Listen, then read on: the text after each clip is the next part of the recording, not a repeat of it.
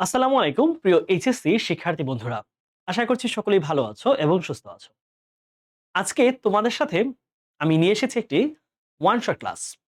এই one shot ক্লাসটা আজকে হচ্ছে উইথ ক্লোজ এর উপরে। তোমরা অনেকেই ফার্স্ট পেপারের প্যাসেজ গুলো পড়লেও বা প্যাসেজ রিলেটেড যে প্রশ্নগুলো আসে এমসিকিউ, এসএকিউ, ফ্লো চার্ট অথবা সামারি সেগুলো কিন্তু আমি ইতিমধ্যে একটা প্লেলিস্ট করে শেষ করে দিয়েছি। তোমাদের অনেকেরই এখন সমস্যা হচ্ছে উইথ ক্লোজ, উইথআউট ক্লোজ অথবা রিঅ্যারেঞ্জ নিয়ে ফার্স্ট পেপারের মধ্যে।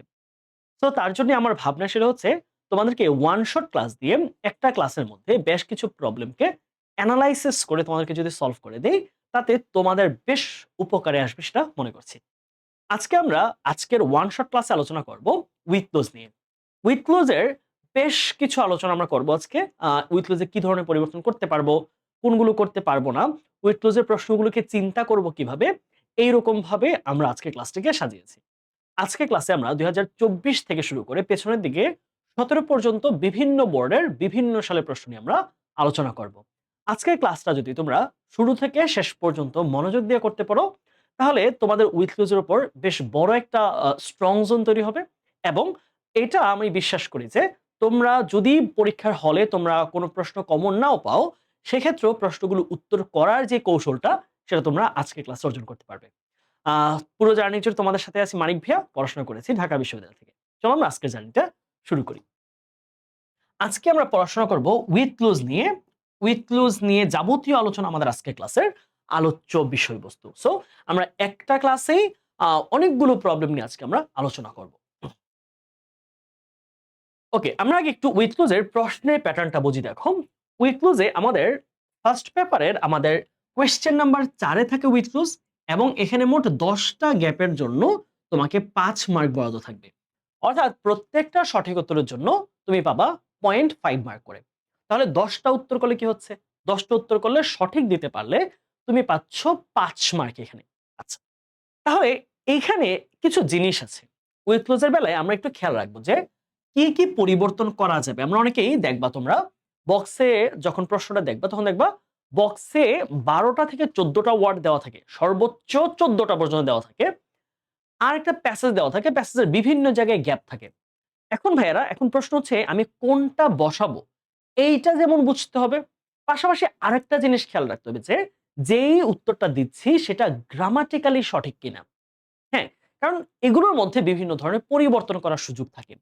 তাহলে পরিবর্তন কি, কি হতে পারে খেয়াল করো। আমরা বেশ কয়েক ধরনের পরিবর্তন আমরা পাই উইথ ক্লোজ উইথআউট ক্লোজে। ১ নম্বরে আমরা পরিবর্তন করতে পারবো হচ্ছে টেন্স পরিবর্তন করতে পারবো। অর্থাৎ কোন বক্সের মধ্যে শব্দটা যদি ধরো এটা V1 এ দেওয়া আছে, এটাকে পাস্ট করা যাবে। যদি কোথাও পাস্ট দেওয়া থাকে এটাকে পারফেক্ট করা যাবে। তার মানে কোন টেন্স যদি আমরা পরিবর্তন করার প্রয়োজন হয় প্যাসেজ অনুসারে সেটা করার সুযোগ আছে। ২ নাম্বার খেয়াল করো, আমরা এই জায়গার মধ্যে চেঞ্জ করতে পারবো parts of speech. Parts of speech.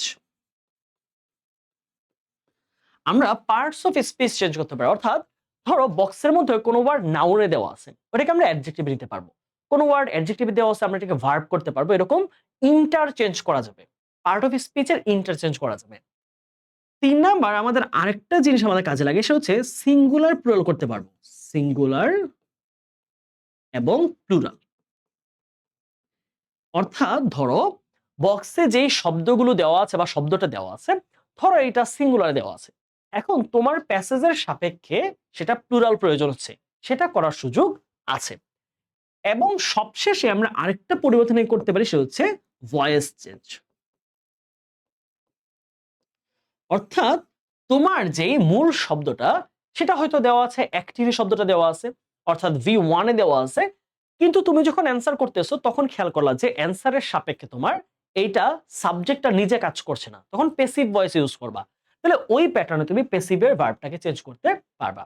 So মোটামুটি আমরা ধরতে পারি আমরা এই ৪ ধরনের পরিবর্তন আমরা শব্দগুলোর মধ্যে করতে পারবো।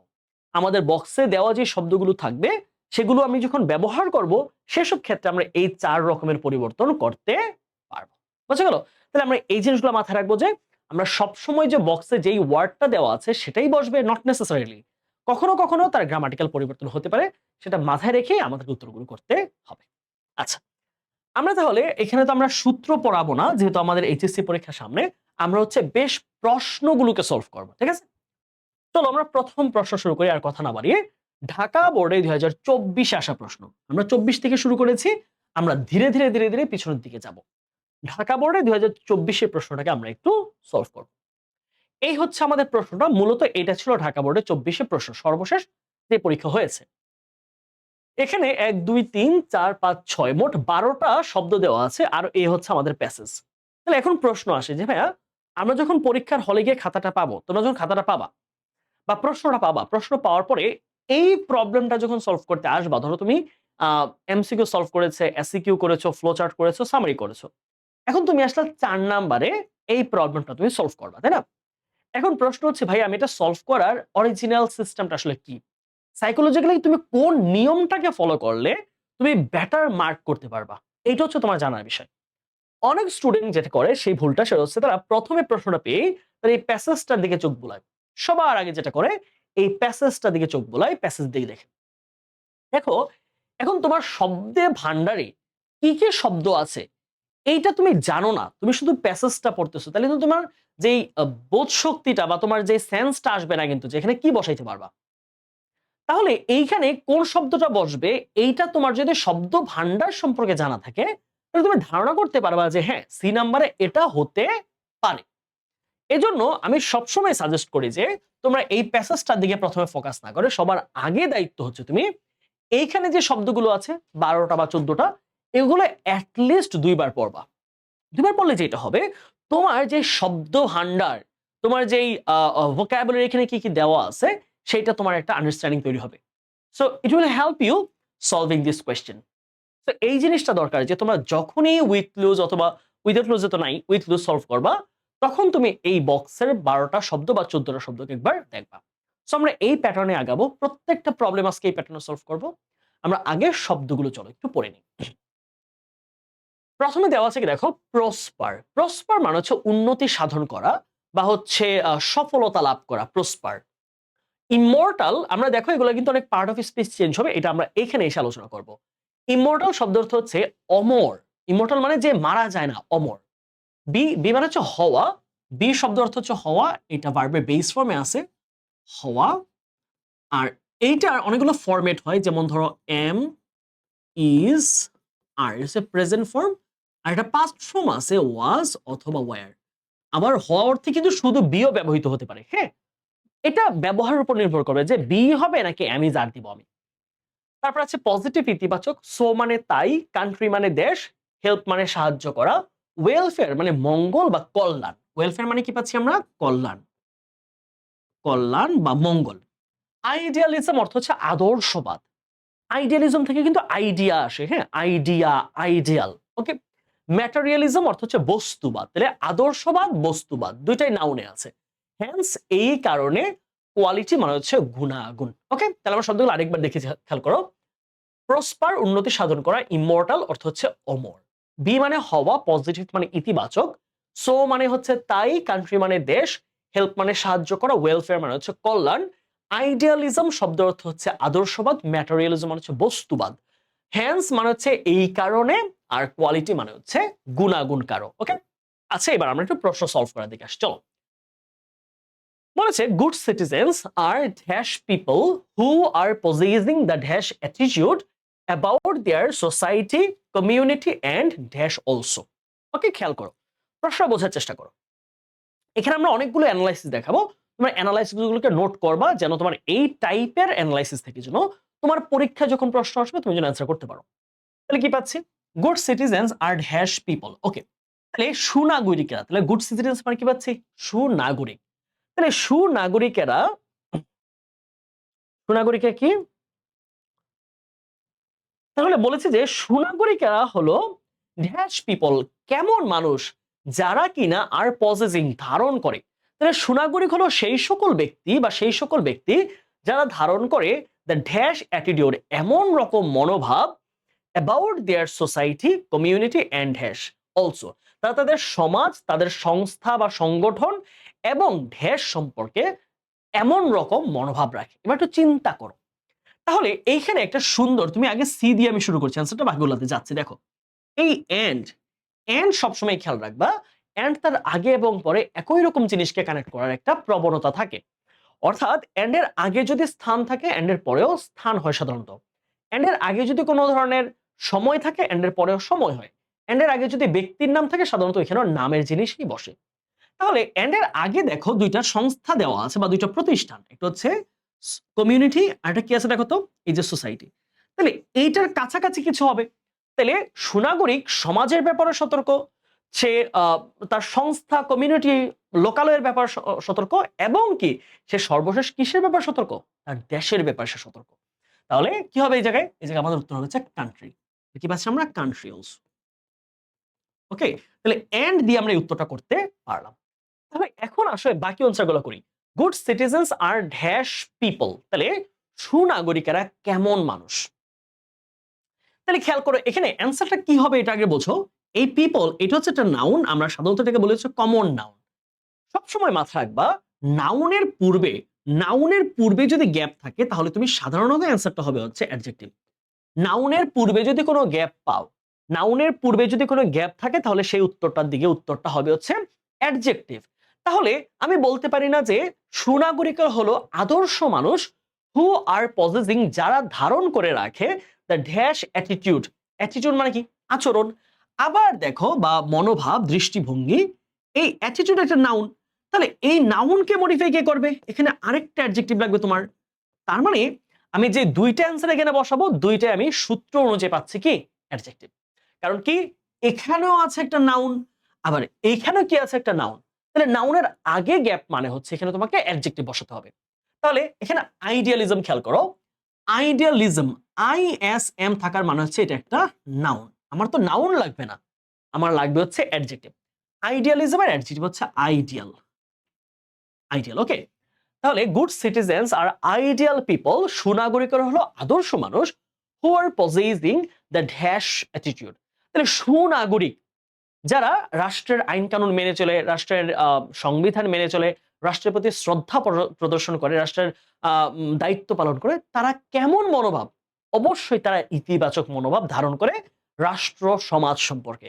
তাহলে অ্যাটিটিউড যেহেতু নাউন, তাহলে আমার কি লাগবে, একটা অ্যাডজেক্টিভ। তাহলে পজিটিভ, সে কিসে আছে, সে অ্যাডজেক্টিভেই আছে।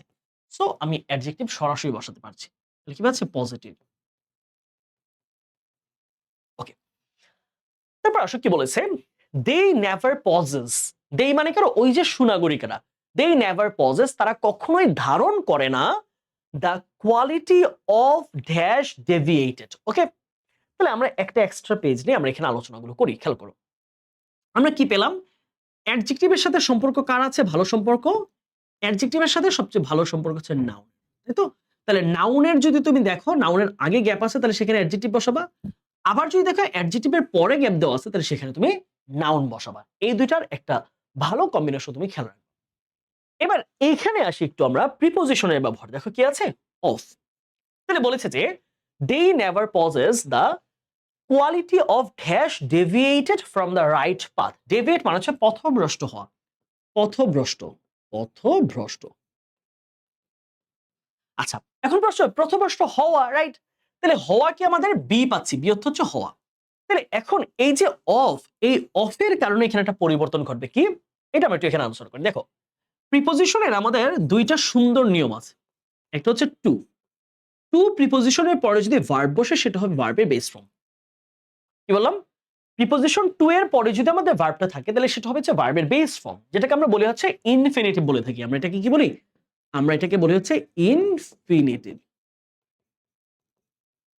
আচ্ছা, কিন্তু প্রশ্ন হচ্ছে টু ছাড়া অন্যান্য প্রিপোজিশন যদি হয়, অর্থাৎ টু ছাড়া ধরো বাই হলো, অফ হলো, অন হলো, উইদাউট, ইন, যে কোনো ধরনের প্রিপোজিশন, অন্যান্য প্রিপোজিশন, আমি টু ছাড়া বাকিটা বোঝাচ্ছি, অন্যান্য প্রিপোজিশন। অন্যান্য প্রিপোজিশনের ক্ষেত্রে সিস্টেমটা কি, তখন হবে হচ্ছে আমাদের ভার্বের সাথে আইএনজি, অর্থাৎ যেটাকে আমরা বলছি জিরান। তাহলে এই দুটো নিয়ম মনে রাখবা, আমাদের অনেক জায়গায় কাজে লাগবে। অ্যাডজেক্টিভের পরে নাউন বসে বা নাউনের আগে অ্যাডজেক্টিভ বসে, টু এর সাথে ভার্বের বেস ফর্ম, অন্যান্য প্রিপোজিশনের সাথে ভার্বের আইএনজি। তাহলে মূল ভার্বের বেস ফর্মের সাথে আইএনজি, প্রেজেন্ট বা পাস্টের সাথে না। তাহলে হওয়া কি হবে, তাহলে বি না হয় কি হয়ে যাবে, এখানে কি হবে আমাদের ভার্বের আইএনজি। তাহলে আমি বি না লিখে উত্তর কি হবে? অফ বিং ডেভিড, তাহলে তারা পথভ্রষ্ট হওয়ার মতো গুণাবল তাদের মধ্যে থাকে না, যারা সুনাগরিক। দে আর অলওয়েজ থিঙ্কিং, তারা সব সময় চিন্তা করে about the dash of their surroundings. Surrounding শব্দটা অর্থ হচ্ছে আশেপাশে, তার চারপাশে। তাহলে সুনাগরিক সবসময় তার চারপাশের মানুষজন, চারপাশের পরিবেশ সবকিছু নিয়ে সেগুলোর ড্যাশের ব্যাপারে চিন্তা করে। এখানে আরেকটা নিয়ম মাথায় রাখো, দা এবং অফের মাঝখানে যখন একটা মাত্র শব্দ হয় সেইটা একটা নাউন হয়। কি বললাম?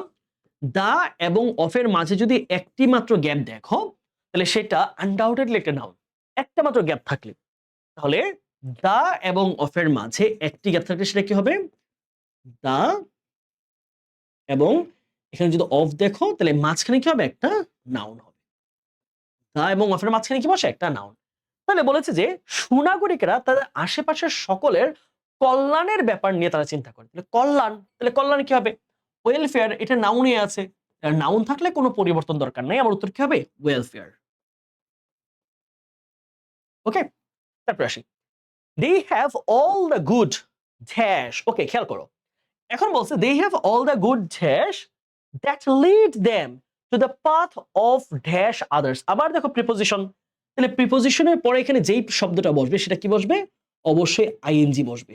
কি বসবে? এটা ভার্বের আইএনজি বসবে, ভার্বের আইএনজি। আর এইখানে যে শব্দটা হবে দেখো, এই যে গুড, কি গুড হচ্ছে একটা অ্যাডজেক্টিভ, তাহলে তার পরে বসার মানে কি? তার পরে বসার মানে হচ্ছে একটা নাউন বসবে। তাহলে অ্যাডজেক্টিভের পরে বসিয়েছি তাই নাউন, আবার প্রিপোজিশন টু ছাড়া বাকি প্রিপোজিশনের সাথে কি হবে? আইএনজি হবে। That's it. তাহলে খেয়াল করো, they have all the good dash, তাদের সেই সকল ভালো গুণাবলী রয়েছে that lead them to the path of dash others, যা অন্যদেরকে সাহায্য করতে উদ্বুদ্ধ করে। তাহলে সুনাগরিকের অন্যান্যদেরকে সাহায্য করতে উদ্বুদ্ধ করে এইরকম গুণাবলী তার মধ্যে রয়েছে। অল খেয়াল করো, অল সাধারণত একটা প্লুরাল ডিটারমিনার। অল কি একটা প্লুরাল ডিটারমিনার। তাহলে মাথায় রাখতে হবে অলের পরে যদি যে নাউনটা বসবে সেটাও প্লুরাল হবে। তাহলে কোয়ালিটি না হয় কি হবে? কোয়ালিটিস। খেয়াল রাখবা, কারণ কি অল দিয়ে সাধারণত প্লুরাল ফর্মকে বোঝায়। তাহলে they have all the good qualities that lead them to the path of dash others. তাহলে তাদের এমন সব ভালো গুণাবলী রয়েছে যার দ্বারা তারা অন্যদেরকে সাহায্য করতে উদ্বুদ্ধ হয়। তাহলে সাহায্য করা ইংলিশ কি? হেল্প। আমার তো হেল্পটা লাগবে না, এখানে কি আছে? অফ। তাহলে অফ যদি আসে তাহলে আমার কি লাগবে? মূল ভার্বের আইএনজি যুক্ত ফর্ম। তাহলে কি হবে? Helping others, okay. তারপর দেখো, দ্যাট ইজ হোয়াই, এই কারণে good citizens are loved by all, এই কারণে সুনাগরিকদেরকে সবাই ভালোবাসে। They are not thinking of their dash prosperity, তারা কখনোই তাদের নিজের ড্যাশ সফলতা নিয়ে ভাবে না। তাহলে প্রসপারিটি, ITY কোনো সাফিক্স থাকার মানে এটা একটা নাউন। আর নাউন যেহেতু বসেছে এখানে, তারা নাউনের আগের ঘরটা আমার কি লাগবে? আমার লাগবে হচ্ছে একটা অ্যাডজেক্টিভ। ফাইন, তাহলে অ্যাডজেক্টিভ খুঁজে বের করো। তারা তাদের কেমন উন্নতি নিয়ে ভাবে না, কেমন সুযোগ সুবিধা নিয়ে ভাবে না, তাদের বস্তুবাদী কোনো চিন্তা ভাবনা নিয়ে তারা ভাবে না। তাহলে ম্যাটেরিয়ালিজম হচ্ছে আমাদের একটা নাউন, রাইট? আমার কি লাগবে? অ্যাডজেক্টিভ। তাহলে ম্যাটেরিয়ালিজম থেকে কি আসে? ম্যাটারিয়ালিস্টিক, বস্তুবাদী। অর্থাৎ জাগতিক কোনো উন্নতি, সফলতা, সম্পত্তি নিয়ে তারা কখনো ভাবে না। তাহলে জাগতিক কি হবে? ম্যাটারিয়ালিস্টিক।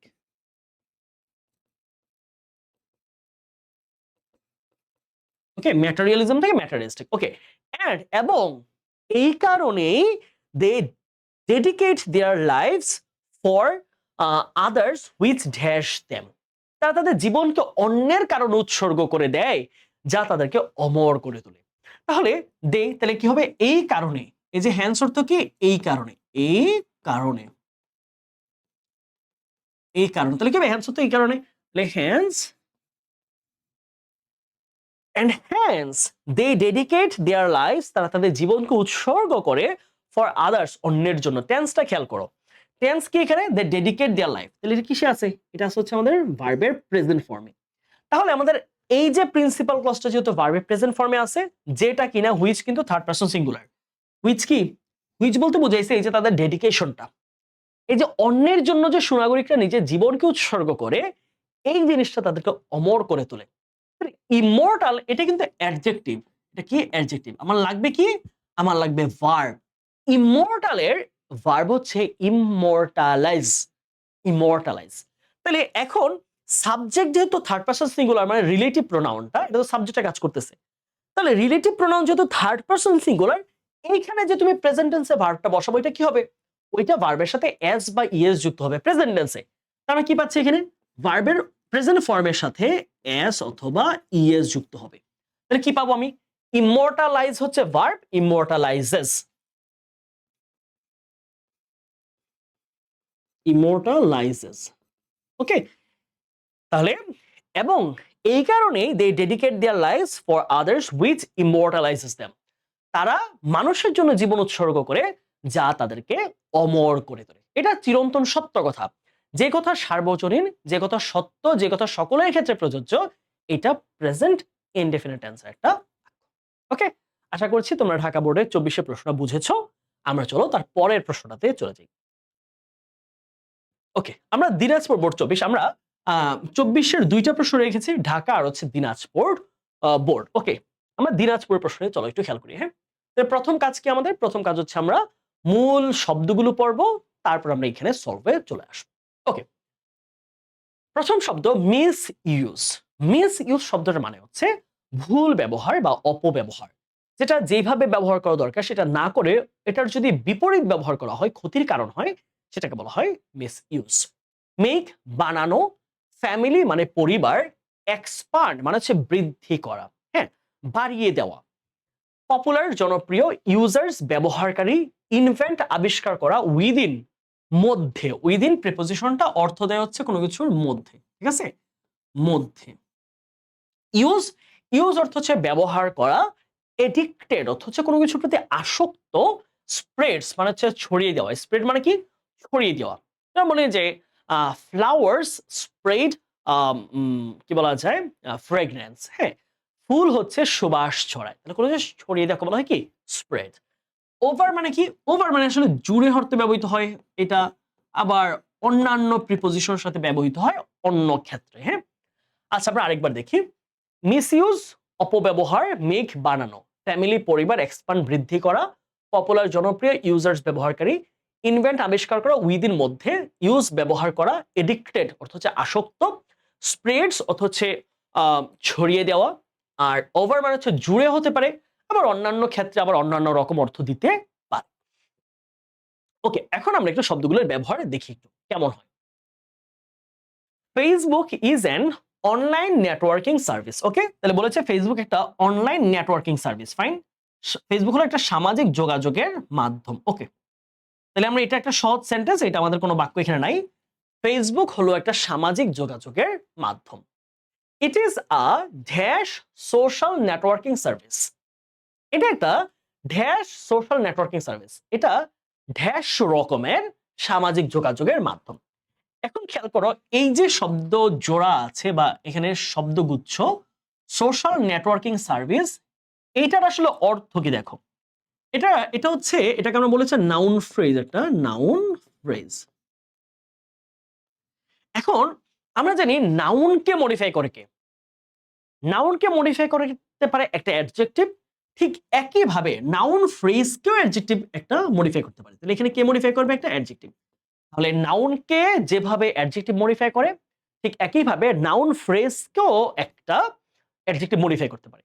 তাহলে it is a dash social networking service.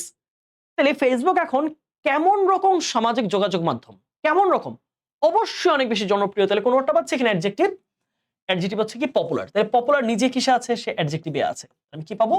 Adjective popular.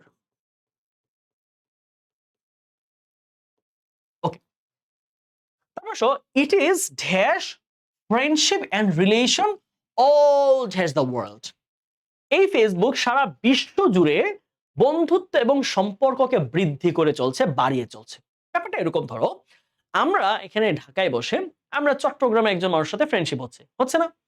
ঢাকায় বসে কারোর সাথে কোনো ইউটিউবার এমন আছে যে ফেসবুকের মধ্যে পরিচয়, আরেক দেশে ফেসবুকের ব্লগারের সাথে।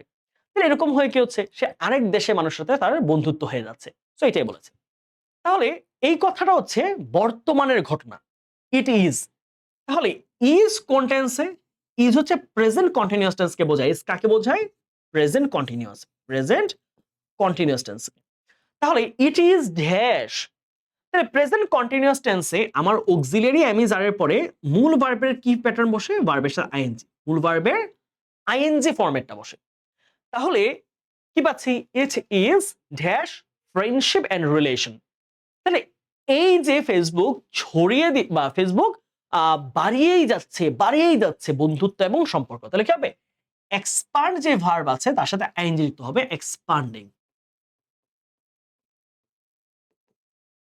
তাহলে it is expanding friendship and relation all dash the world. হ্যাঁ, জুড়ে।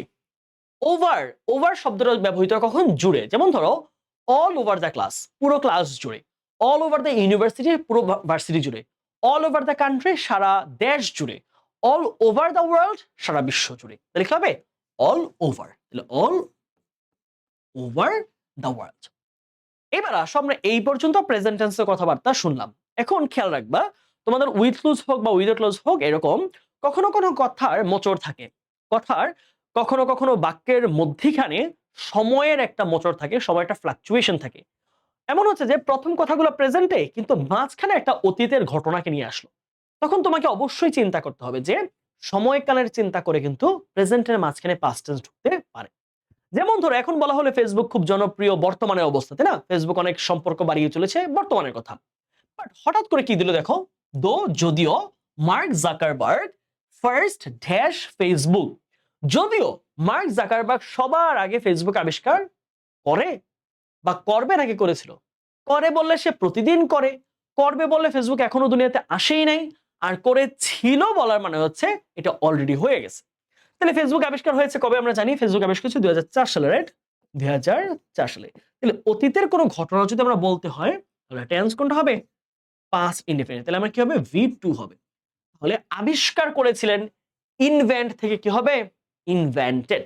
তাহলে দো mark Zuckerberg first invented Facebook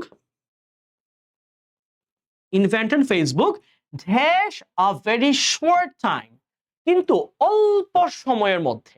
বলেছিলাম না, মধ্যে, উইদিন ফিউ সেকেন্ডস, কয়েক সেকেন্ডের মধ্যে। উইদিন 2 মান্থস, 2 মাসের মধ্যে। উইদিন ফিউ মান্থস, কয়েক মাসের মধ্যে। উইদিন ফিউ আওয়ার্স, কয়েক ঘন্টার মধ্যে। তাহলে within a very short time.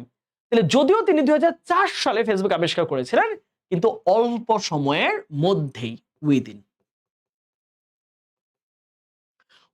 A very short time it gained much popularity. এটা অনেক জনপ্রিয়তা পেয়েছে।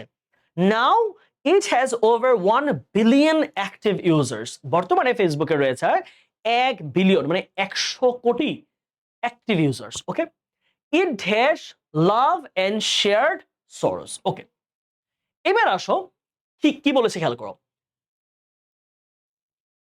নাও এই যে এখন কিন্তু তোমার কথাটা আবার প্রেজেন্টে চলে আসছে। নাও বর্তমানে ঘটনা। নাও ইট হ্যাজ, ইহার আছে 1/1 বিলিয়ন অ্যাক্টিভ ইউজার্স। ওকে, তাহলে Facebook dash love and shared source. Okay, এখন প্রশ্ন হচ্ছে ভাইয়া, এই যে শেয়ারটা কিসে আছে? দেখো শেয়ার কিন্তু একটা অ্যাডজেক্টিভ ফর্মে, কিন্তু হ্যাঁ, শেয়ার কি? এটা শেয়ার্ড হওয়ার কথা না, এটা হচ্ছে শেয়ারস। হ্যাঁ, দুঃখিত, শেয়ারস, শেয়ারস। তো এই শেয়ারস কিসে আছে? ভার্বের প্রেজেন্ট ফর্মে। আমাদের মনে আছে বলেছিলাম এন্ড কি কাজ করে বলতো? এন্ডের আগে এবং এন্ডের পরে একই রকম ভার্বের প্যাটার্ন হয়, সাধারণত বলেছি, সাধারণত, মোস্ট অফ দ্য কেসেস। তাহলে এন্ডের পরে যদি হয় ইট, ইট কি থার্ড পারসন সিঙ্গুলার, তাহলে ভার্বের সাথে এস বাই হি হয়েছে, ফাইন। তাহলে সে কি করে? দুঃখকে ভাগ করে নেয় ফেসবুকে। আমরা ফেসবুক স্ট্যাটাস দিই, মন খারাপ, এটা সেটা বলি, অন্যরা কমেন্ট করে, ব্যাপার না, লাইফে অনেক প্রবলেম থাকতে পারে। হ্যাঁ, আমাদের সবার জীবনে তো একই রকম না, অনেকে সোনার চামচ মুখে দিয়ে জন্মায় নাই, তাই না? আমাদের লাইফ তো সকলে একরকম না। সো অনেকে কিন্তু এখানে এসে বলে যে প্যারা নাই বন্ধু, চল আমরা একসাথে আজকে গল্প করি, একসাথে আমরা একটু ঘুরতে যাই, আমরা একসাথে খেতে যাই। সো অনেক সময় আমাদের সরস গুলা শেয়ার করে নিই বন্ধুদের সাথে। তাহলে এখানে যেহেতু প্রেজেন্ট টেন্স, তাহলে এখানে কি হবে? ইট, ইহা ছড়িয়ে দেয়। তাহলে ফেসবুক ছড়িয়ে দেয় ভালোবাসা, একজনের মধ্যে আরেকজনের ভালোবাসা ছড়িয়ে দেয়। তাহলে ইট কি হবে? স্প্রেড হচ্ছে ছড়ানো, তাহলে স্প্রেডস হবে। ভার্বের সাথে অলরেডি এস বাই এস দেওয়া আছে। তাহলে it spreads love and shares sorrows। তাহলে ফেসবুক কি করে? ভালোবাসা ছড়ায় এবং কষ্টকে ভাগ করে নেয়। বাট সামটাইমস কিন্তু মাঝে মাঝে ইট ইজ ড্যাশ। ওকে, এইবার আসো প্রশ্ন যে ভাইয়া এখানে ইজ দেওয়া আছে, এখন ইজ যে দেওয়া আছে আমি কি ব্যবহার করব? ফেসবুকের এত গুণাবলী বললাম, এখন দেখো বাট বলেছে। বাট বলার মানে হচ্ছে এত এত গুণাবলীর একটা উল্টা দিক বলতে হবে। বাট অর্থ কি? কিন্তু, তাই না? কিন্তু কখন বলি? ধরো এতগুলো নেগেটিভ বলছি, তাহলে কিন্তু মানে হচ্ছে এটার উল্টো বলবো, পজিটিভ। অনেকগুলো পজিটিভ বলেছি, এখন বাট বলেছি মানে হচ্ছে এর নেগেটিভ বলবো, উল্টাটা বলবো নেগেটিভ। আমরা অনেকক্ষণ লম্বা মানুষের কথা বলছি, বাট বলছি মানে এখন ছোটতে চলে আসবো। অনেকক্ষণ ছোট মানুষটির কথা বলছি, এখন আমরা বড় মানুষটির কথা বলবো। তার মানে বাট হচ্ছে পুরো কথার মোচড় দিয়ে দেয়, কথার দিক পরিবর্তন করে 180 ডিগ্রি। তাহলে এখন পর্যন্ত আমরা সব ফেসবুকের ভালো দিক জানলাম, সে পপুলার হয়েছে, সে জনপ্রিয় হয়েছে, ভালোবাসা ছড়ায়, দুঃখ সরিয়ে দেয়। ওকে ফাইন, বাট সামটাইমস মাঝে মাঝে ইট ইজ এটা অপব্যবহৃত হয়। তাহলে এখন সাবজেক্টটা কি এই সেন্টেন্সের? ইট, তাই তো? এখন ইট ফেসবুক কি নিজেকে নিজে অপব্যবহার করে? না, অপব্যবহৃত হয়। তার মানে সাবজেক্ট এখানে নিজে নিজে কাজটা করতেছে না। তাহলে ফেসবুক নিজে অপব্যবহৃত হয় না, ফেসবুককে অপব্যবহার করা হয়। তার মানে প্রেজেন্ট টেন্সের প্যাসিভ প্যাটার্ন ইউজ করবা। তাহলে প্যাটার্নটা খেয়াল করো, প্রেজেন্ট ইনডেফিনিটিভ প্যাসিভ কিরকম? প্রেজেন্ট ইনডেফিনিটিভ প্যাসিভ কিরকম? এটার অ্যাক্টিভ প্যাটার্নটা আমরা জানি। অ্যাক্টিভ কি? অ্যাক্টিভ হচ্ছে সাবজেক্টের পরে V1 সরাসরি ভার্বের প্রেজেন্ট ফর্ম প্লাস এক্সটেনশন, তাই তো? আর যদি আমরা প্যাসিভ ফর্ম ইউজ করি, প্যাসিভ ফর্মে কি হবে? প্যাসিভে হবে হচ্ছে আমরা সাবজেক্টটা ইউজ করব, অর্থাৎ অবজেক্ট থেকে সাবজেক্ট, তারপর হচ্ছে এম অথবা ইজ অথবা আর, তার সাথে যুক্ত হবে ভার্বের পাস্ট পার্টিসিপল, তারপর আমাদের এক্সটেনশন যা আছে। তার মানে প্রেজেন্ট ইনডেফিনিট টেন্সে প্যাসিভ হচ্ছে এম ইজ আর এর সাথে V3। তাহলে ফেসবুক ভুলভাবে ব্যবহৃত হয়, ফেসবুকের অপব্যবহার হয়, সেটা তো ফেসবুক নিজেরটা নিজে করে না, সে একটা বস্তু, সে একটা সফটওয়্যার, সে তো নিজেরটা নিজে ইউজ করে না। তাহলে কি হবে? ইট ইজ, তাহলে এই যে মিস ইউজের V3 কি হবে? মিস ইউজড, মিস ইউজড, সে অপব্যবহৃত হয়। Students are spending much time in dash Facebook. আবার খেয়াল করো, শিক্ষার্থীরা অনেক সময় ব্যবহার করে ইন। তাহলে ইন যেহেতু টু ছাড়া অন্য প্রিপজিশন, তাহলে তারপরে প্যাটার্নটা কি হবে? ভার্বের সাথে আইএনজি। যদি আমরা ইন যেহেতু টু ছাড়া অন্য প্রিপজিশন, তাহলে তার পরের প্যাটার্নটা কি হবে? ভার্বের সাথে আইএনজি প্যাটার্ন। বুঝছো? তাহলে কি পাচ্ছি আমি? Students are spending much time in dash Facebook, which is very alarming for the future generation. তাহলে শিক্ষার্থীরা ফেসবুক ব্যবহার করতে গিয়ে অনেক সময় নষ্ট করে, যা কিনা আমাদের ভবিষ্যৎ প্রজন্মের জন্য অত্যন্ত বড় রকমের হুমকি। তাহলে এখানে ভার্বের সাথে আইএনজি, তাহলে ভার্ব কি হবে? ব্যবহার করা। তাহলে কি হবে? In using, in using Facebook. Okay, adults are also getting dash to it, which is causing many problems in their dash life। তাহলে তাদের ড্যাশ জীবনে এটা সমস্যা সৃষ্টি করে। শেষ আমাদের কথাবার্তা। লাস্ট লাইন দেওয়া আছে, so we should be aware of using Facebook. আচ্ছা, এখানে আসি, এই শব্দটা নিয়ে আমরা একটু পড়াশোনা করব। গেটিং, দেখো যদি কোনো শব্দে দেখো গ্যাটের পরে আরেকটা ফাইনাইট ভার্ব দেওয়া আছে, দেখো সেটা হতে পারে গ্যাট হতে পারে, সেটা গ্যাটস হতে পারে, হ্যাঁ, সেটা গট হতে পারে, অথবা সেটা গ্যাটিং হতে পারে। এই যে কোনোটার পরে যদি আরেকটা ফাইনাইট ভার্ব আসে বা প্রিন্সিপাল ভার্ব আসে, সেটা পাস্ট পার্টিসিপল হবে। এটা সুন্দর করে সবাই একটু নোট রাখো। গেট, গেটস, গট অথবা গেটিং, গেট জাতীয় কোনো ভার্বের পরে যদি আরেকটা প্রিন্সিপাল ভার্ব আসে, তাহলে সেটা আইএনজি যুক্ত ফরম্যাটে বসবে। তাহলে এখানে কি হবে? এখানে হবে যে V3, রাইট? তাহলে তাহলে যে প্রাপ্তবয়স্করাও আসক্ত হয়ে যাচ্ছে ফেসবুকে, তাহলে দেখো এখানে অলরেডি V3 তেই দেওয়া আছে। সো এডিক্টেড ইউজ করে ফেলো, addicted to it, which is causing many problems in their dash life. তাদের কেমন জীবনে? তাদের পারিবারিক জীবনে, তাহলে ফ্যামিলি লাইফ। শেষ, ইন দেয়ার ফ্যামিলি লাইফ। তাহলে প্রাপ্তবয়স্করা অনেক বেশি পরিমাণে ফেসবুকে আসক্ত হয়ে যাচ্ছে। অনেক বেশি আসক্ত হলে তার কাজে ব্যাঘাত ঘটবে, সে তার সন্তানদেরকে সময় দিতে পারবে না, সে তার চাকরি জীবন উন্নতি করতে পারবে না, সে তার স্ত্রী অথবা তার যেই পরিবার আছে সেই পরিবারকে সময় দিতে পারবে না, তাদের দেখাশোনা ভালোমতো করতে পারবে না, তার মনোযোগের নষ্ট হবে, তার ভালো কাজ বা তার যে মূল চাকরি, মূল কাজ, মূল ব্যবসা সেখানে অনেক বেশি অ্যাটেনশনের ঘাটতি দেখা দিবে যদি সে অধিক পরিমাণে ফেসবুকে থাকে। ঠিক একই কথা তোমরা স্টুডেন্টদের জন্য। তোমরা কিন্তু অনেক সময় এমন করো যে তোমাদের প্রয়োজন নাই। হ্যাঁ, তোমরা ধরো অনলাইনে এখন অনলাইন এডুকেশন তোমাদের কাছে খুব অ্যাভেইলেবল। তাই না? তোমরা অনেক কম খরচে পারচেজ করতে পারতেছো একেকটা কোর্স। এখন তোমরা যেই কোর্সের বা ক্লাসের টাইম তোমাদের ধরো হচ্ছে প্রতিদিন তোমার ৩ ঘন্টা টাইম ক্লাস, কিন্তু আমরা এই ৩ ঘন্টার বাহিরে স্ক্রল করা, পোস্ট করা, কমেন্ট পড়া, রিলস দেখা এগুলো করে তোমরা প্রতিদিন ৩ ঘন্টা ক্লাসের বাহিরেও তোমরা আরো ৪-৫ ঘন্টা সময় অপচয় করো শুধু ফেসবুকে তাকিয়ে। একটা গবেষণায় দেখা গেছে যে ফেসবুক আমাদের থেকে কত টাকা নেয় প্রতি মাসে বা প্রতিদিন। আমরা হয়তো সেটা খরচটা হিসাব করতে পারি না। তো এটা হিসাবটা এভাবে দেখিয়েছে যে আপনি ধরেন একটা চাকরি করেন। চাকরি কি হয়? ৮ ঘন্টা জব হয় না? দিনে ৮ ঘন্টা জব।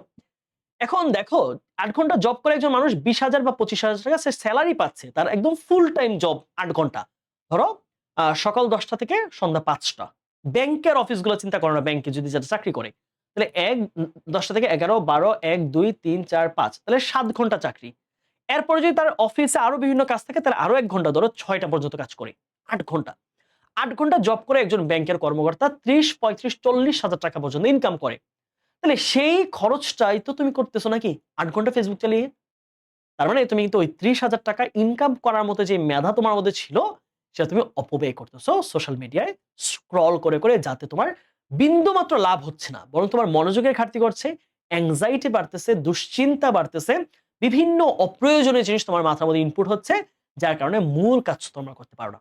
সো এই ভিডিওতে যারা তোমরা এই ক্লাসটা করতেছো, তোমরা যারা এইচএসসি পরীক্ষার্থী, তোমাদের জন্য পরামর্শ হবে সোশ্যাল মিডিয়া থেকে যেটুকু দূরে থাকা যায়, পরবর্তী লাইফটা তোমাদের জন্য বেটার হবে যদি সোশ্যাল মিডিয়ার অপব্যবহার রোধ করা শিখতে পারো। বুঝছো? ওকে। এটা গেল আমাদের পরবর্তী প্রবলেম। চলো আমরা তার পরেরটায় যাই। চলো আমরা প্রথমে যে মূল শব্দগুলো আছে এই শব্দগুলো একবার একটু দেখে নেই। প্রথমে কি বলেছে? ভিক্টোরিয়াস। ভিক্টোরিয়াস মানে হচ্ছে বিজয়ী, অর্থাৎ যারা বিজয় অর্জন করেছে। আর ভিক্টোরিয়াসের একটা নাউন ফর্ম আছে ভিক্টোরি, অর্থ হচ্ছে বিজয়। তারপর হচ্ছে ইন্ডিপেন্ডেন্স, স্বাধীনতা, ইন্ডিপেন্ডেন্ট স্বাধীন। চ্যাম্পিয়ন তাও বিজয়ী। সারেন্ডার এটা একটা ভার্ব ফর্ম, অর্থ হচ্ছে কারো কাছে আত্মসমর্পণ করা। রিক্যাপিচুলেট অর্থ হচ্ছে পুনরাবৃত্ত করা, কোনো জিনিস আরেকবার বলা, পুনরাবৃত্ত করা। অপ্রেশন অর্থ হচ্ছে নির্যাতন, দমন, এটার ভার্ব ফর্ম হচ্ছে অপ্রেস। টেক অর্থ হচ্ছে নেওয়া। হিস্ট্রিক্যাল অর্থ হচ্ছে ঐতিহাসিক, এর নাউন ফর্মটা হচ্ছে হিস্ট্রি, ইতিহাস। বার্থ জন্ম।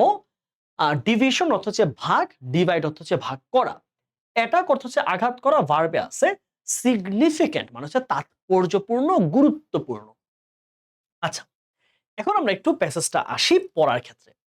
The most dash event for Bangladesh, বাংলাদেশের সব থেকে ড্যাশ বিষয়, ইজ হার ড্যাশ, তার dash, has N dash nation on March 26, 1971। তাহলে বাংলাদেশের সব থেকে তাৎপর্যপূর্ণ ঘটনা হলো ১৯৭১ সালের ২৬শে মার্চ স্বাধীন রাষ্ট্র হিসেবে তার জন্ম। তাহলে ১৯৭১ সালের ২৬শে মার্চ বাংলাদেশ যে স্বাধীন রাষ্ট্র হিসেবে জন্ম নিয়েছে সেটা বাংলাদেশের ইতিহাসের সব থেকে তাৎপর্যপূর্ণ ঘটনা। দেখো এখন এখানে কি আছে? ইভেন্ট। ইভেন্ট কি একটা নাউন, মানে কোনো ঘটনা, তাই না? তাহলে নাউনকে মডিফাই করবে কে? একটা অ্যাডজেক্টিভ লাগবে। তাহলে বাংলাদেশের সব থেকে কি ঘটনা? সব থেকে তাৎপর্যপূর্ণ ঘটনা। তাহলে সিগনিফিক্যান্ট ওয়ার্ডটা কিন্তু এটা একটা অ্যাডজেক্টিভই আছে। সো আর কোনো পরিবর্তন দরকার নাই। Significant, significant. The most significant event for Bangladesh is her. আচ্ছা, এখন এই হারটাকে আমরা কি বলি বলতো? হারকে বলি হচ্ছে পজেসিভ অ্যাডজেক্টিভ। কি বলি? Possessive adjective. পজেসিভ অ্যাডজেক্টিভের পরে সব সময় একটা নাউন বসে। তাহলে দেখো আমরা একটু এখানে খেয়াল রাখো যে পজেসিভ অ্যাডজেক্টিভ জিনিসটা কি সেটা আমরা একটু বুঝবো। তাহলে আমরা কি শিখলাম? পজেসিভ অ্যাডজেক্টিভের পরে কি বসে? পজেসিভ অ্যাডজেক্টিভের পরে বসে একটা নাউন। এখন প্রশ্ন হচ্ছে কোনগুলোকে আমরা পজিটিভ অ্যাডজেক্টিভ আসলে বলি, এটা একটু আমরা নোট করে রাখি। যেমন ধরো মাই তারপর হচ্ছে আওয়ার, ইয়োর, হিজ, হার, তারপর হচ্ছে দেয়ার, তারপর হচ্ছে ইটস। এবং আমরা যদি নাউন চিন্তা করি তাহলে নাউনের সাথে অ্যাপোস্ট্রফি দিয়ে এস, যেমন ধরো কামাল, তাহলে কামাল কি হবে? কামালস। যদি ধরি ফারহান তাহলে কি হবে? ফারহানস, ফারহানস। তাহলে এগুলোকে আমরা কি বলছি? এগুলোকে আমরা বলছি হচ্ছে কি? আমরা বলছি পজেসিভ অ্যাডজেক্টিভ। তাহলে এই পজেসিভ অ্যাডজেক্টিভ যেগুলো আছে তারপরে যদি একটা মাত্র গ্যাপ দেখো তাহলে সেখানে নিশ্চিত তোমরা একটা নাউন বসাবা, ঠিক আছে? ওকে, তাহলে এখানে আমরা কি পাচ্ছি দেখো, যে ইজ হার ড্যাশ, তার জন্ম। তাহলে বার্থ কিন্তু অলরেডি নাউনেই আছে, ঠিক আছে? বর্ন কিন্তু ভার্ব, কিন্তু বার্থ কিন্তু নাউন। তাহলে কি হবে? Is her birth as an dash nation. তাহলে নেশন কি? নেশন হচ্ছে একটা নাউন। নেশনকে মডিফাই করবে কি? একটা অ্যাডজেক্টিভ, তাই তো? একটা কি? অ্যাডজেক্টিভ লাগবে। তাহলে এখন অ্যাডজেক্টিভ তুমি বিবেচনা করার ক্ষেত্রে বা বাছাই করার ক্ষেত্রে মাথায় রাখতে হবে যেন তা আর্টিকেল এন এর সাথে সামঞ্জস্যপূর্ণ হয়। অর্থাৎ আর্টিকেল এন কখন বসে? যখন আমার যে শব্দটা আছে বা অ্যাডজেক্টিভ হোক বা নাউন হোক, সেটা যখন ভাওয়েল লেটার দিয়ে শুরু হচ্ছে বা ভাওয়েল সাউন্ড দিয়ে শুরু হচ্ছে। তাহলে ভাওয়েল সাউন্ড দিয়ে শুরু হওয়া অ্যাডজেক্টিভ কোনটা দেখো? ইন্ডিপেন্ডেন্স। সে কিসে আছে? নাউন। আমার কি লাগবে? অ্যাডজেক্টিভ। তাহলে কি হবে? Independent, independent, independent nation on March 26, 1971. It is a red letter day in the dash of Bangladesh. তাহলে রেড লেটার ডে এই ফ্রেজটাকে মনে রাখো। আর রেড লেটার ডে অর্থ হচ্ছে স্মরণীয় দিন। অর্থ কি? স্মরণীয় দিন। আর রেড লেটার ডে স্মরণীয় দিন, স্মরণীয় দিন। বলেছে যে it is a red letter day in the dash of Bangladesh. তাহলে দা এবং অফের মাঝখানে একটা শব্দ থাকলে সেটা কি হয়? নাউন হয়। তাহলে কি? বাংলাদেশের ইতিহাসে। তাহলে আমরা হিস্ট্রিক্যাল আছে কিসে? অ্যাডজেক্টিভে। কিন্তু আমি তো অ্যাডজেক্টিভ নিতে পারবো না, তাহলে আমার কি লাগবে? আমার এটা নাউন লাগবে। In the history of Bangladesh. After the dash of, আবার দেখো অফ এবং দা এর মাঝখানে একটা শব্দ, তোমার কি লাগবে? তোমার এখানে নাউন লাগবে। দা এবং অফের মাঝখানে একটা গ্যাপ মানে হচ্ছে সেখানে একটা নাউন প্রয়োজন।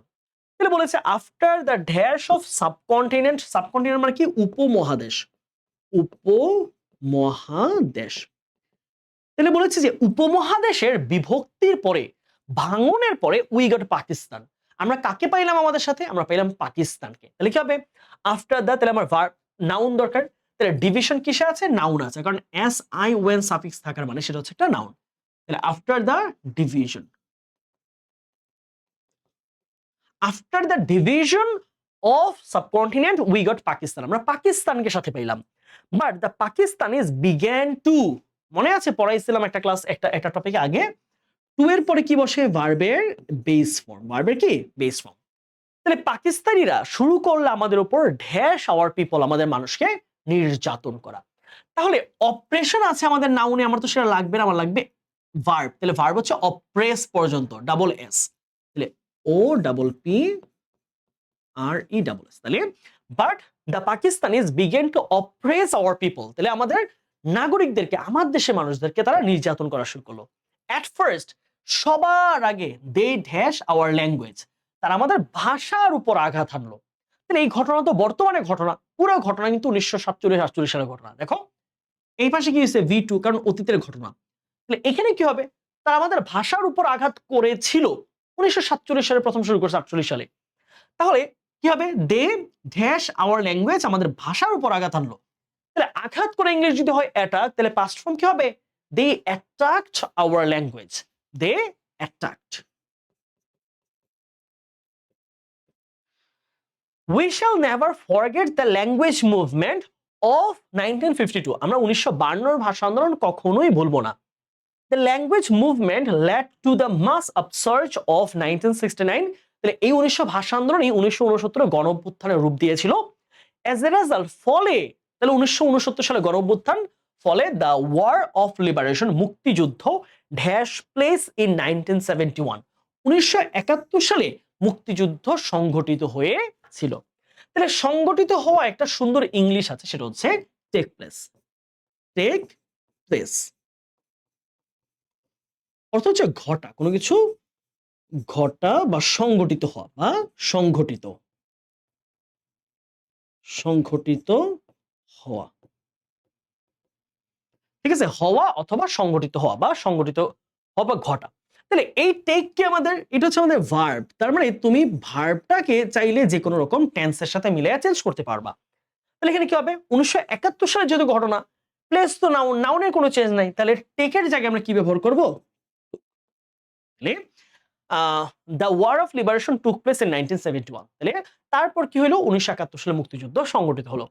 আফটার 9 মান্থ স্ট্রাগল, 9 মাস যুদ্ধের পর, the Pakistanis were compelled to, আবার খেয়াল করো প্রিপোজিশন কি আছে, টু। কম্পেল টু অর্থ হচ্ছে বাধ্য হওয়া, কোনো কিছুর প্রতি ফোর্সড হওয়া। তাহলে পাকিস্তানিরা বাধ্য হলো টু ড্যাশ, টু এর পরে কি বসবে, ভার্বের বেস ফর্ম। ভার্বের পাস্ট ফর্ম আইএনজি কিছুই না, এখানে বসবে কি, টু এর পরে ভার্বের বেস ফর্ম। তাহলে কি বসবে, তারা আত্মসমর্পণ করতে বাধ্য হয়েছিল, কি হবে, সারেন্ডার। সে নিজে ভার্বের বেস ফর্মে আছে, তাহলে কি পাবো আমি, surrender. Surrender and we won dash, এবং ওন কি আমাদের, ওন ভার্বের পাস্ট ফর্মে আছে, তাহলে আমার মূল ভার্ব, ভার্বের অবজেক্ট লাগবে। তাহলে অবজেক্ট কি হয়, একটা নাউন হয়। অবজেক্ট কি হয়, একটা নাউন হতে পারে। তাহলে কি হবে, এন্ড উই ওন ভিক্টোরিয়াস থেকে কি হবে, ভিক্টোরি, নাউন কি হয়, ভিক্টোরি, এবং আমরা বিজয় অর্জন করলাম। ভিক্টোরিয়াস কিন্তু বিজয়ী, আমরা কিন্তু বিজয়ী অর্জন করলাম না, আমরা নিজেরাই বিজয়টা অর্জন করলাম মুক্তিযুদ্ধ করে। ঠিক আছে, এই হচ্ছে আমাদের 23-এর প্রথম প্রশ্ন আমরা সলভ করলাম। আশা করছি তোমরা বুঝতে পেরেছো। হ্যাঁ, আমরা তারপরে যাব, আমরা 23-এর আরো একটা প্রশ্ন দেখবো, যশোর বোর্ড 2023। আমরা সাধারণত কিন্তু যশোর বোর্ডকে একটু অ্যাভয়েড করে চলি। যশোর বোর্ডের প্রশ্ন কিন্তু একটু খুবই ইউনিক টাইপের হয়, কখনো কখনো মোটামুটি মিডিয়াম হয়, পারা যায়, অনেক সময় একটু কঠিন প্রশ্ন করে, হ্যাঁ, যশোর বোর্ডে। তো সেই জন্য বলবো যে যশোর বোর্ডের ক্ষেত্রে তোমরা যারা যশোর বোর্ডের শিক্ষার্থী আছো, একটু কেয়ারফুল থাকবা। যশোর বোর্ডে কিন্তু অনেক সময় ট্রিকি কোয়েশ্চেন হয়।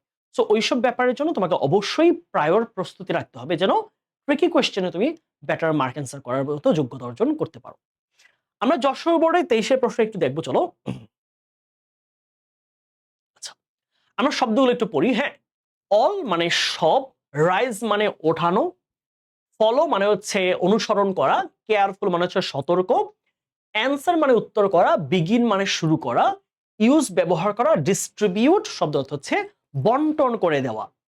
থ্রু, থ্রু শব্দটা প্রিপোজিশন মাধ্যমে হয়, অন্যান্য শব্দের সাথে ব্যবহৃত হয়ে অনেক রকম অর্থ দিতে পারে, বাট থ্রু অর্থ হচ্ছে মাধ্যমে।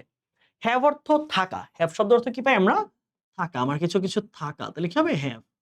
ওকে, তাহলে নেসেসিটি দরকার, আর কেয়ারফুলি মানে হচ্ছে সতর্ক ভাবে। আসলে আমরা প্রশ্ন সলভ করি।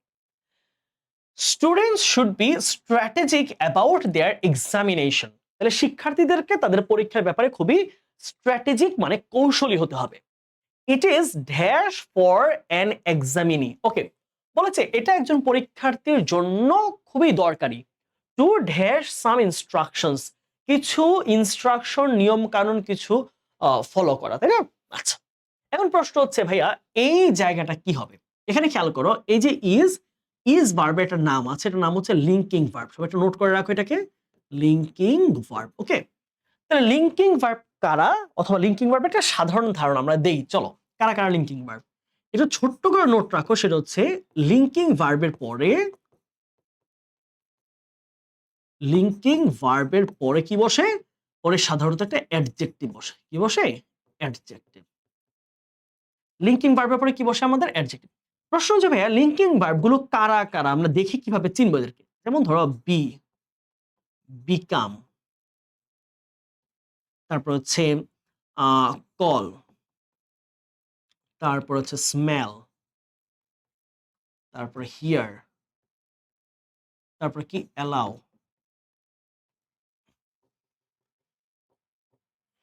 তারপর কি হতে পারে, কলের হিয়ারের পর কি হতে পারে, যেমন ধরো হচ্ছে টেস্ট, ফিল। এই প্রত্যেকটা হচ্ছে একটা লিঙ্কিং ভার্ব। তাহলে লিঙ্কিং ভার্বের পরে মাথায় রাখবা কি হয়, সাধারণত অ্যাডজেক্টিভ। তাহলে লিঙ্কিং ভার্বের পরে কি হয়, সাধারণত অ্যাডজেক্টিভ বসে। লিঙ্কিং ভার্বের পরে কি বসে, অ্যাডজেক্টিভ। তাহলে এখানে কি বলেছে, ইট ইজ, তাহলে ইজ যেহেতু লিঙ্কিং ভার্ব, তাহলে লিঙ্কিং ভার্বের পরেরটা কি হবে, একটা অ্যাডজেক্টিভ। কি হবে, অ্যাডজেক্টিভ। তাহলে নেসেসিটি, সেটা হচ্ছে নাউন। নেসেসিটি কি, এটা একটা নাউন। তুমি তো নাউন বসাইতে পারবে না, তোমার কি লাগবে, তোমার লাগবে হচ্ছে অ্যাডজেক্টিভ। নেসেসিটির অ্যাডজেক্টিভ কি, necessary.